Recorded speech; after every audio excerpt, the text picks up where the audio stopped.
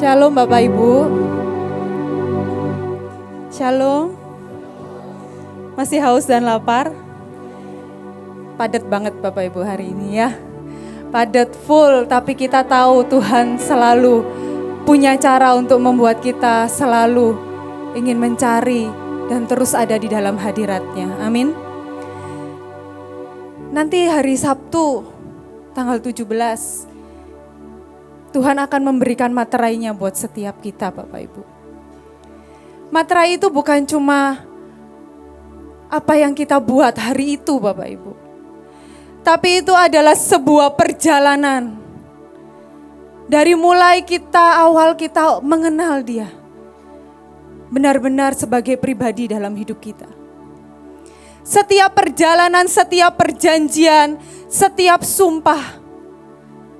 Hari itu Tuhan berkata, iya nak, aku akan merekayasa. Aku akan memberikan dalam hidupmu. Apapun itu. Tapi bagian kita adalah merindukan. Supaya materai itu diberikan dalam hidup kita. Supaya tidak ada yang terlewat. Kalau kita mau bikin perjanjian di notaris Bapak Ibu. Tanda tangan materainya itu cuma sebentar. Dibacakan pasalnya ini. Setelah itu kayak setuju, benar, tidak ada yang salah. Tanda tangan, udah selesai. Tapi proses waktu pasal demi pasal diberikan. Itu lama Bapak Ibu, saya ngurus buat yayasan itu.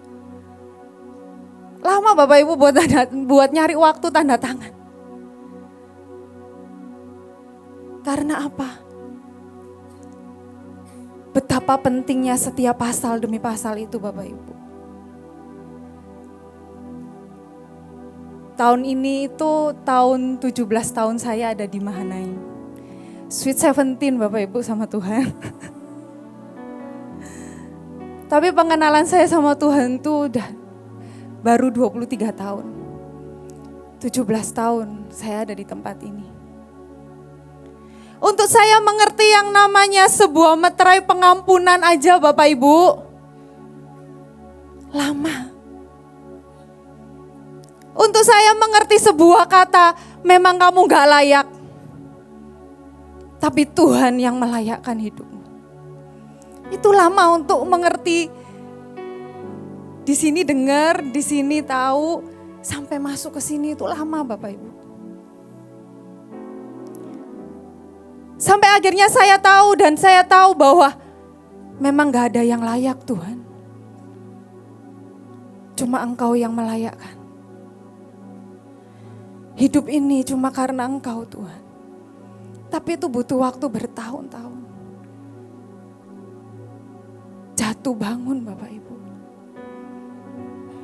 Dan saya gak mau besok tanggal 17 cuma jadi acara Bapak Ibu. Itu seperti Cok Materai setelah 17 tahun perjalanan saya di tempat ini. Perjalanan iman, perjalanan cinta, perjalanan mujizat. Perjalanan apapun yang Tuhan sodorkan. Saya mau hari itu saya bisa menatap matanya. Waktu Tuhan berkata, iya nak, aku akan merekayasa dan menjamin sampai akhir hidupmu. Cuma itu Bapak Ibu. Sungguh yang saya rindukan hanya itu. Karena saya tahu perjalanan 23 tahun itu gak mudah. Hati ini gampang sekali untuk serong. Untuk kecewa, untuk marah, untuk gak puas, untuk iri, untuk apapun itu gampang.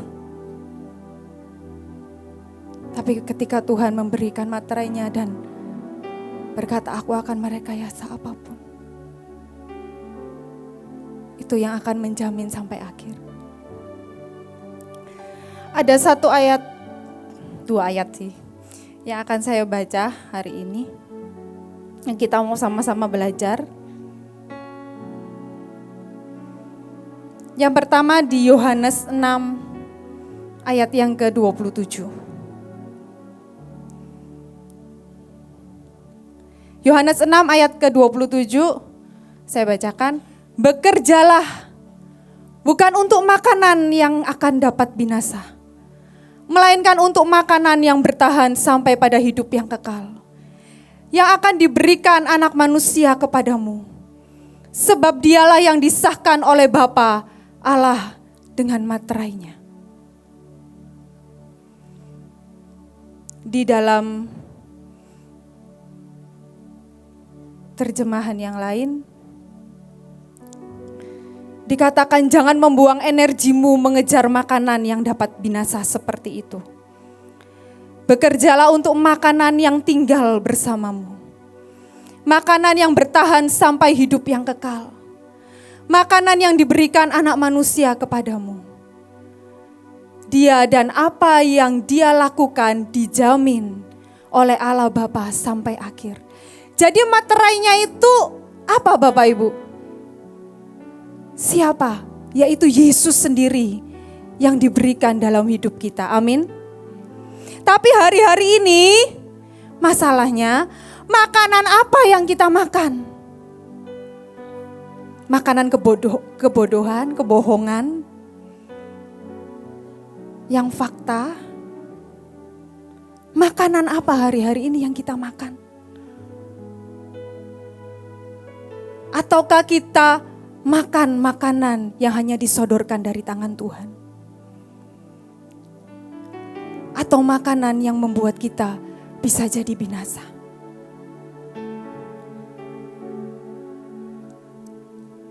Saya ingat satu lagu yang berkata gini, makananku ialah melakukan kehendak Bapa. Itu juga yang Tuhan lakukan, yang sudah memberi contoh buat kita semua. Selesai di kayu salib. Makanan untuk melakukan kehendak Bapa. Tapi untuk melakukan kehendak Bapa ternyata gak gampang Bapak Ibu ya. Semua ini berhubungan dengan yang di sini di hati. Kita belajar dari kisah anak bungsu Bapak Ibu di Lukas 15 ayat yang ke-11 sampai 14. Untuk kita bisa melakukan kehendak Bapa, yang pertama kita itu harus bisa melepaskan setiap penuntutan atau hak kita, melepaskan hak. Kalau kita dituntut orang seperti yang tadi Ibu Paili bilang, itu akan jadi makanan memang Bapak Ibu setiap hari. Tapi kita harus bisa melepaskan hak kita. Hari itu anak bungsu itu datang kepada bapak. Bapaknya belum meninggal loh ini. Yang dituntut kan apa Bapak Ibu? Harta, warisan. Beri aku.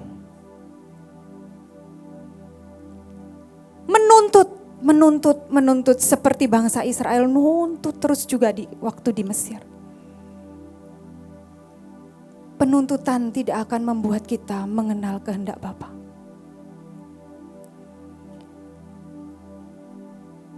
Dengan menuntut, bahkan cerita di anak bungsu ini Bapak Ibu, ampas babi pun dia gak dapat Bapak Ibu.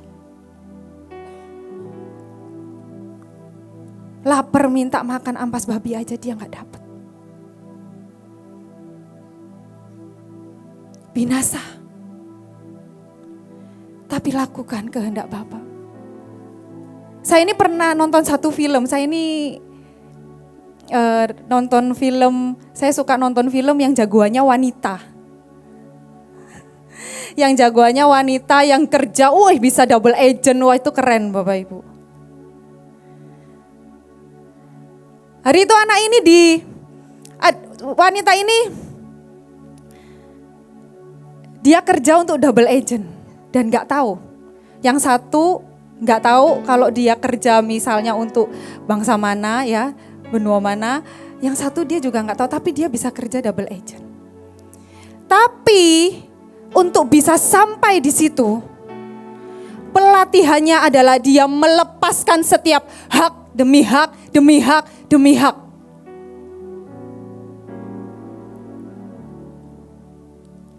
Hari itu dia ini dites. Dia bilang, pemimpinnya bilang begini, tujuanmu adalah cuma mengambil handphone dari orang ini. Orang ini lagi makan di restoran. Pokoknya sudah diatur semuanya, sudah dicek, sudah diteliti. Handphonenya itu ada di atas meja di restoran itu. Jadi dia lagi ketemu, pokoknya yang musuhnya itu lagi ketemu, terus handphone yang menjadi targetnya itu handphone. Itu ada di atas meja. Dan kamu cuma punya waktu 3 menit untuk mengambil handphone itu dari orang ini. Setelah itu mission complete. Dia masuk, keren Bapak Ibu ya, modelnya pakai coat. Pokoknya senjatanya itu ya gak kelihatan lah. Dia masuk kayak pengunjung biasa. Terus dia bilang gini, orang-orang yang di situ, pokoknya hari itu pengawalnya gak banyak, kamu pasti bisa. 3 menit waktumu ngambil handphone. Ternyata memang itu cuma settingan dari pemimpinnya sendiri. Ternyata satu restoran itu adalah bodyguardnya yang mau diambil handphonenya itu. Jadi begitu dia melakukan sesuatu, yang musuhnya dia itu satu restoran itu. Bagaimana dia bisa melepaskan diri dari semua orang yang ada di restoran itu dengan waktu 3 menit. Dan dia gak boleh keluar kalau dia gak ngambil handphone itu. Ya seru lah ya Bapak Ibu, pasti bisa membayangkan lah ya. Seru banget. Ya, kedip pun saya rasanya gak kepengen kedip waktu nonton ya. Gimana caranya dia bisa keluar gitu ya dari restoran itu dalam waktu 3 menit. Tapi ternyata dia berhasil Bapak Ibu. Tapi 3 menit lebih 2 detik. Pemimpinnya itu sudah ada di mobil, di pintu yang lain. Ya, kan pintu restoran masuk, keluarnya dapur gitu ya, dari pintu dapur gitu. Jadi pemimpinnya itu sudah menunggu di pintu dapur dengan mobil, dengan stopwatch. 3 menit lebih 1 detik pergi Bapak Ibu. Jadi waktu dia buka pintu, mobil itu jalan. Dia ngejar, gak berhenti, mobil itu jalan terus. Dia ngamuk, kesel. Keluar itu mukanya udah berdarah-darah Bapak Ibu, udah gak cantik lagi, gak kayak waktu masuk. Dan besoknya dia datang ketemu pemimpinnya, buka pintu. Jedwer gitu langsung dibuka pintunya ya. Dilempar itu handphone di meja pemimpinnya. Gak berani kalau di sini. Jedwer gitu ya. Dilempar. Bukan ke oma maksudnya ya. Langsung dilempar. Tuh kan yang kamu mau. Dia merasa dia sudah mempertaruhkan nyawa. Masa 2 menit pun kamu gak toleransi. 2 detik.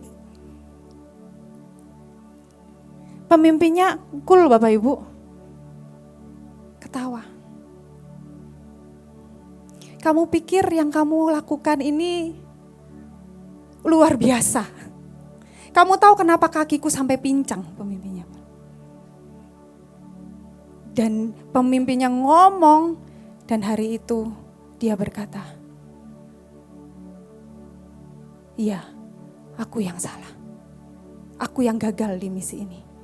2 detik itu gagal. Gak dapet apa-apa kok Bapak Ibu. Kalah 2 detik itu gak dapet apa-apa. Dan dia melepaskan haknya. dia dimiliki sepenuhnya sama pemimpinnya ini. Pemimpinnya ngomong apapun dia lakukan. Ending ceritanya ya nanti lihat sendiri ya Bapak Ibu filmnya. Tapi memang endingnya ya bagus. Dia ada mendapat kebebasan karena yang dia mau kebebasan. Tapi melepaskan hak. Melepaskan hak dari siapa? Mungkin kalau di sini suami istri, ya, anak, kepada pemimpin kepada anak buah. Pemimpin itu biasanya melakukan itu untuk supaya mendidik Bapak Ibu. Kepada rekan sekerja. Dan waktu kita melepaskan hak, kunci yang paling membuat kita bisa dengan rela itu adalah percaya Bapak Ibu. Percaya. Wanita itu percaya saat dia dimiliki sepenuhnya sama pemimpinnya, dia akan selamat. Percaya. Kalau nggak percaya terus nggak bisa Bapak Ibu. Contohnya saya punya anak nih ya. Terus misal nih Joshua itu ngomong sama saya gini, "Mah, besok kita berenang ya." Loh, kita ini sebagai orang tua kalau ya waktunya bisa, ini semua bisa, oke. Jam berapa? Jam 4 ya? Oke itu meterai Bapak Ibu. Tapi gak percaya. Joshua tanya lagi. 1 jam kemudian, "Mah, besok berenang ya?" Saya tak bilang, "Oke." Jam berapa? Jam 3, jam 4. 6 jam kemudian tanya lagi. "Ma, besok berenang ya?" Saya udah jawabnya udah tinggi Bapak Ibu. "Iya." Nah gitu ya. Terus dia mungkin pasti ketawa-tawa, "Oke," gitu. Besok pagi bangun tanya lagi. "Ma, besok berenang ya?" "Enggak." Males. Gak percaya. Tanya terus. Enggak jadi. Percaya Bapak Ibu, saat kita sudah melepaskan hak, percaya aja kita di tangan yang tepat Bapak Ibu. Amin. Apapun yang terjadi masih gak enak, percaya aja. Gak susah kan? Gak disuruh apa maksudnya melakukan sesuatu yang susah kan? Percaya. Seperti saat pemimpin kita mungkin meminta kita melakukan apapun. Percaya aja.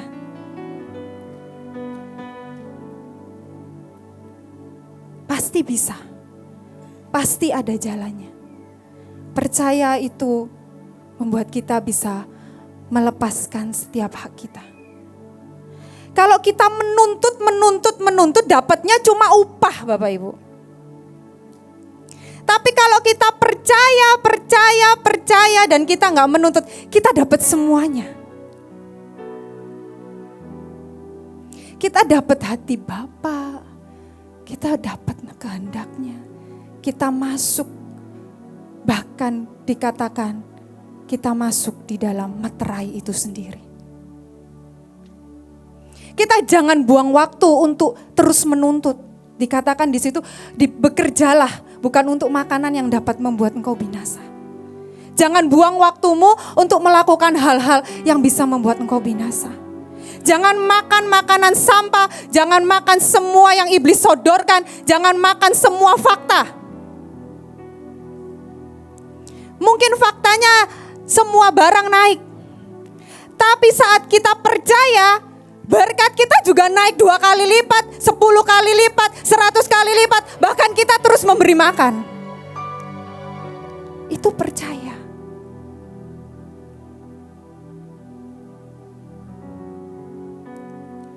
Saya percaya di sini tidak ada orang yang ngantri bensin Bapak Ibu waktu besoknya diumumkan mau naik bensin. Ya kan? Gak ada kan di sini? Gak ada. Kenapa? Karena kita orang-orang percaya. Tuhan sudah memberikan buat kita materai rules the world untuk ngatur semuanya. Saya tuh hari itu saya lagi baru turun dari pesawat, saya ke Surabaya, saya jalan ke rumah mertua saya. Di jalan kok macet banget, kenapa ya? Ternyata orang pada antri di pom bensin. Tapi hari itu Tuhan bilang, anak-anakku yang percaya, saat kita menerima materai, kita bukan orang yang ngantri Bapak Ibu, tapi kita orang yang akan membagikan. Amin. Yang kedua Bapak Ibu,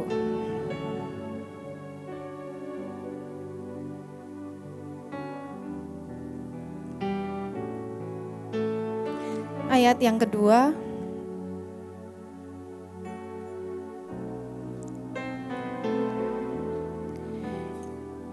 di Roma 4 ayat yang ke-11.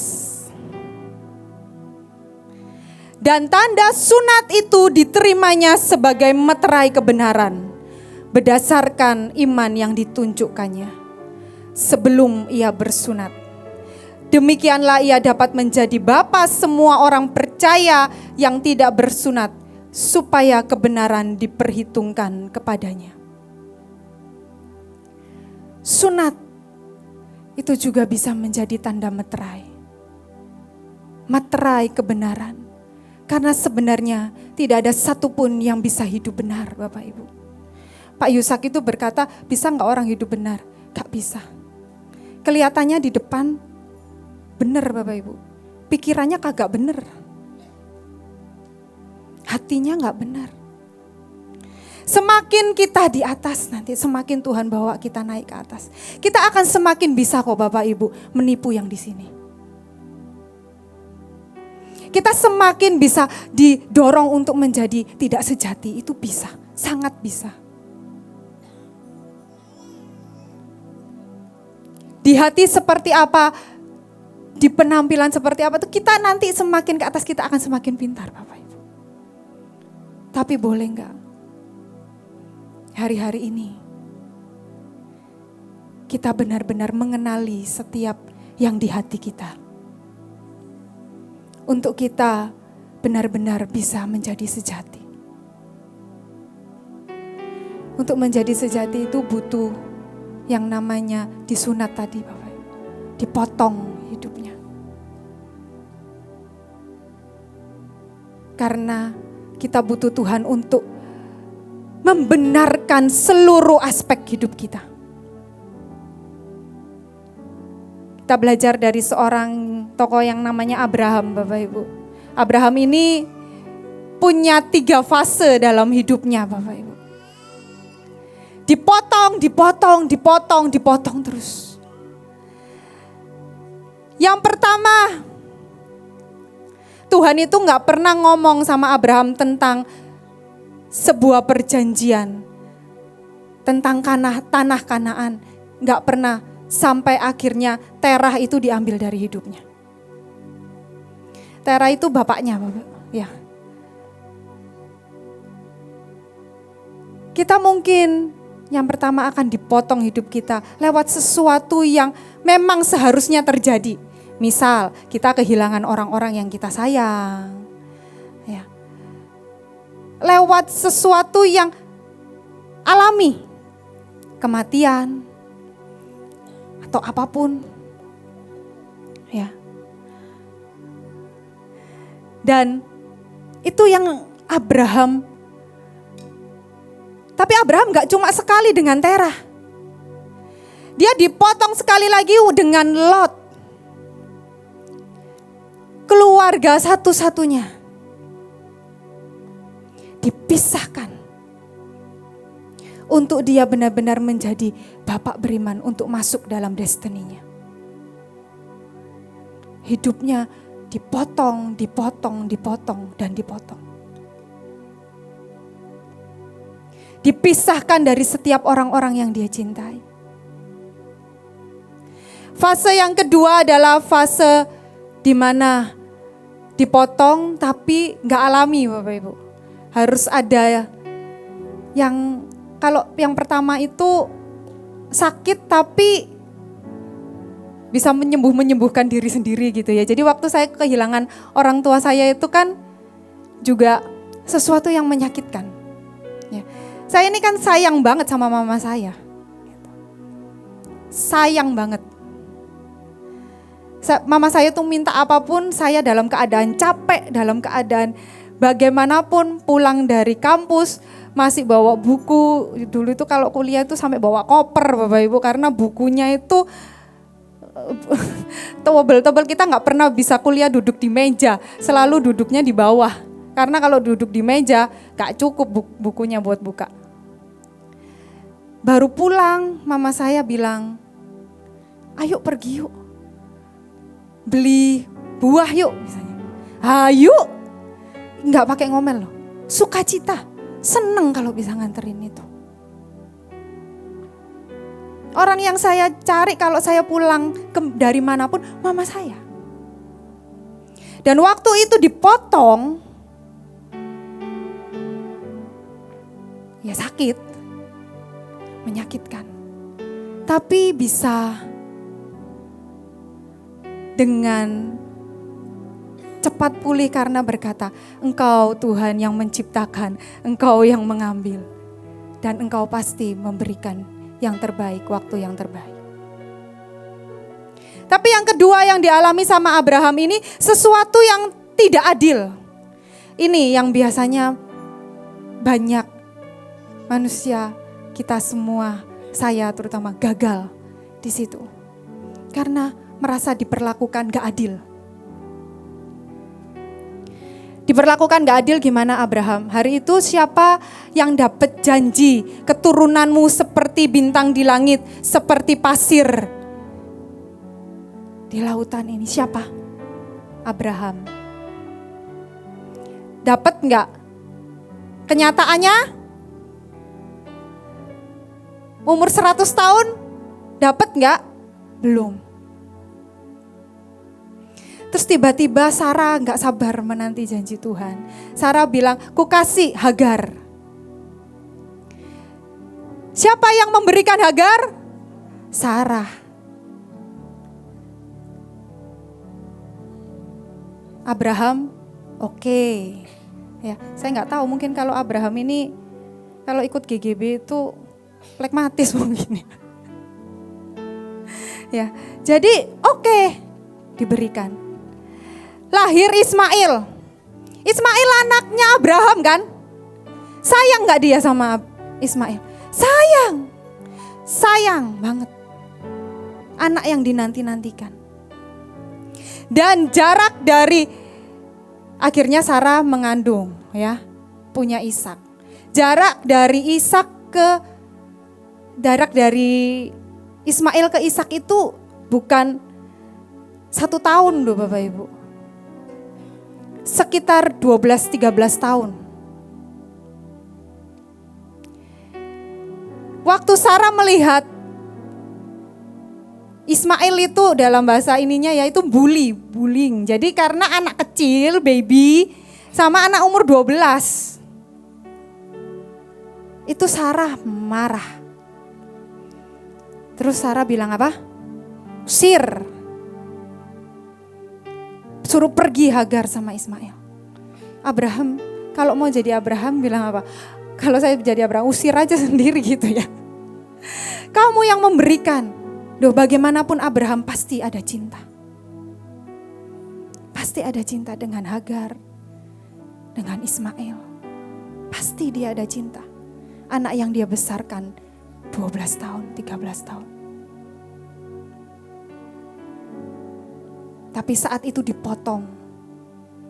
Dan Tuhan berkata, turuti Sarah, istrimu. Dia deal dengan itu Bapak Ibu.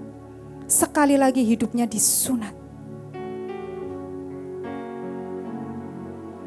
Yang ketiga, saat dia mempersembahkan Ishak. Biasanya Bapak Ibu, kalau sudah menang yang di kedua, untuk yang di ketiga itu jalannya lebih mudah Bapak Ibu. Banyak anak-anak Tuhan tuh jatuh di kedua, saat sunat yang kedua, saat merasa gak adil. Kenapa ini begini, kenapa saya dibeginikan, yang induk itu kenapa boleh, saya tidak boleh.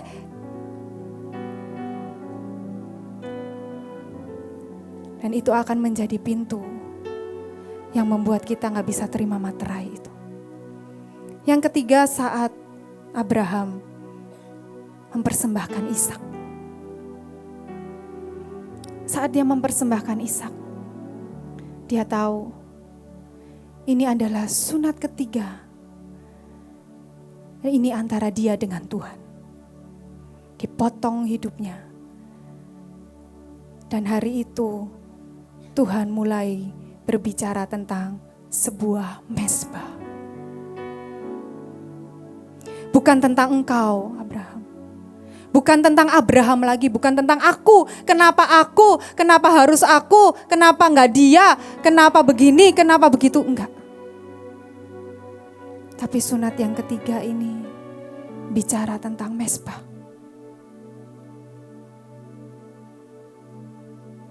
Dan saat kita membawa di hadapan Tuhan, itu bukan korban Bapak Ibu. Itu memang selayaknya yang kita berikan kepada Tuhan. Itu bukan korban. Itu bukan sesuatu yang seharusnya membuat kita sakit saat kita meletakkan. Tapi saat meletakkan itu adalah saat dimana kita bersuka. Saat kita menyatu kembali dengan Bapa dan Putra dan Roh Kudus. Karena kita memberikan apa yang selayaknya memang Tuhan terima. Mari kita mempersiapkan, gak sampai seminggu untuk tanggal 17.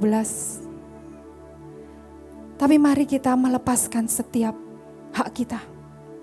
Jangan nuntut. Ingat kalau nuntut ampas babi pun gak dapat. Masih bagus kalau nuntut dapat upah. Tapi kalau ampas babi aja kita gak dapat, mau apa Bapak Ibu?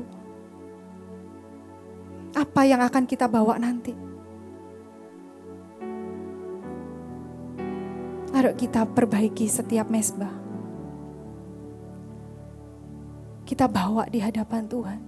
Supaya Tuhan, yaitu materainya sendiri, itu ada di dalam hidup kita. Dan supaya materai kebenaran itu sendiri, sungguh yang menjaga hidup kita.